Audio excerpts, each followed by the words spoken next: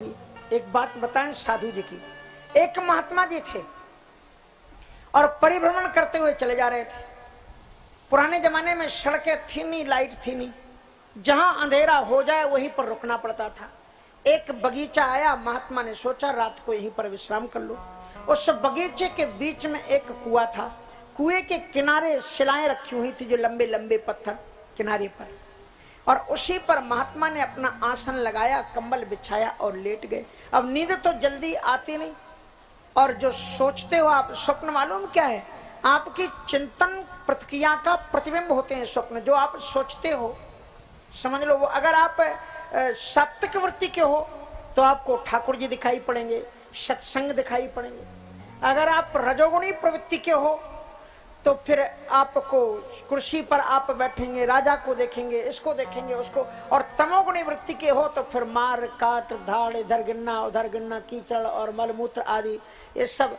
तो आप ध्यान रखना, जैसा आप चिंतन करते हो उसका सेल आज आपके मस्तिष्क में चला गया, और उसके बाद में 1 महीने बाद भी वो स्वप्न बनकर के आपके जीवन में आ सकता है। अगर आपको गंदे गंदे स्वप्न दिखलाई पड़ते हैं तो आप अपनी मनोवृत्ति को सुधारो, और उसके साथ साथ में आपको गोविंद सहस्त्रनाम, राम रक्षा स्तोत्र या गजेंद्र मोक्ष स्तुति आदि का पाठ करो, हनुमान चालीसा के पाठ करो। गलत स्वप्न आने आपको बंद हो जाएंगे। अच्छा चिंतन करो, अच्छी चीज सोचो।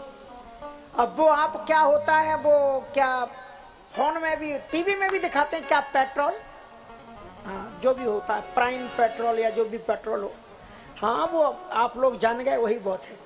तो कहने का मतलब ये है, अब अगर ऐसे सोने के पहले आप देखोगे तो मार काट तो दिखाई पड़ेगी ही, फिर तुम्हारा अपहरण भी होगा, फिर क्या क्या होगा भगवान जाने। इसलिए ऐसी चीजों को, ये दूषित चीजों को, ये मालूम है ना, सास भी बहू थी, बहू भी सास थी। ये जो बॉम्बे में रहने वाले फिल्म बनाने वाले लोग हैं ना, उनके घरों के झगड़े हैं, और उनको वो लिख लेते हैं, उसी को फिर कहते हैं हमारे घर के लोग ऐसे झगड़ रहे हैं, तुम भी झगड़ो, और वही दिखाते हैं लोग को। और जब सास अच्छी बात करती है तो फिर सास कहती है देखो ऐसी सासें होती हैं, बहू को समझाती हैं धीरे से। और उसके बाद में अगर कहीं बहू जीत गई तो कहती है हाँ कभी कभी ऐसे ही होना पड़ता है फिर। तो इसलिए जो है ये सब चक्कर में मत पड़ो। सोते समय रामायण का, भगवद गीता का, गोविंद का नाम लेते हुए सो, आपके जीवन का कल्याण हो जाएगा। महात्मा जी महाराज सो गए, लेटे तो लेटते लेटते मालूम क्या सोचने लगे महात्मा जी सोचने लगे, ये भी कोई जीवन है बताओ। लेकर के कमंडल घूम रहे, ना घर ना परिवार। अरे हमने बड़ी गलती की कि शादी नहीं की, परिवार नहीं बसाया। अगर परिवार होता तो कम से कम इस समय अंधेरे में घर पहुंच जाते, बच्चे मेरे सेवा करते, पत्नी अच्छा भोजन खिलाती, कुछ आराम तो होता। ये देखो क्या कमंडल लेकर के घूम रहे। ऐसा सोचते सोचते महात्मा जी को नींद आ गई, और जो ही नींद आई तो जो सोचा था वो स्वप्न में होने लगा कि महात्मा जी दूल्हा बन गए और घोड़े पर बैठे हुए, और बाजे बजते जा रहे हैं, डम डम डीगा डीगा, और तमाम जो है चले जा रहे हैं, खूब बाजे बज रहे हैं। और उसके बाद में उनकी शादी भी हो गई, भावरें पड़ गई, शादी भी हो गई, और दुल्हन भी आ गई। और श्रीमती जी जब आई तो महात्मा जी से बोले कि थोड़े उधर खिसको। सो महात्मा जी इतने आज्ञाकारी बने कि सचमुच में खिसक गए, और मालूम कहां सोए हुए थे? कुएं के किनारे के पत्थर पर। सो सीधे धड़ाम से कुएं में जाकर के गिरे। बेचारे रात भर उसी में पड़े रहे।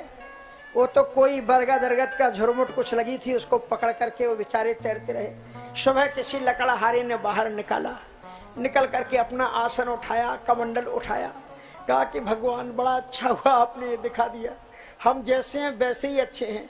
ये स्वप्न की श्रीमती ने जब इतने भयानक कुएं में गिराया है, ये सचमुच की श्रीमती जी कहाँ गिराती होगी भगवान जाने। इसलिए हम जैसे हैं वैसे ही हैं।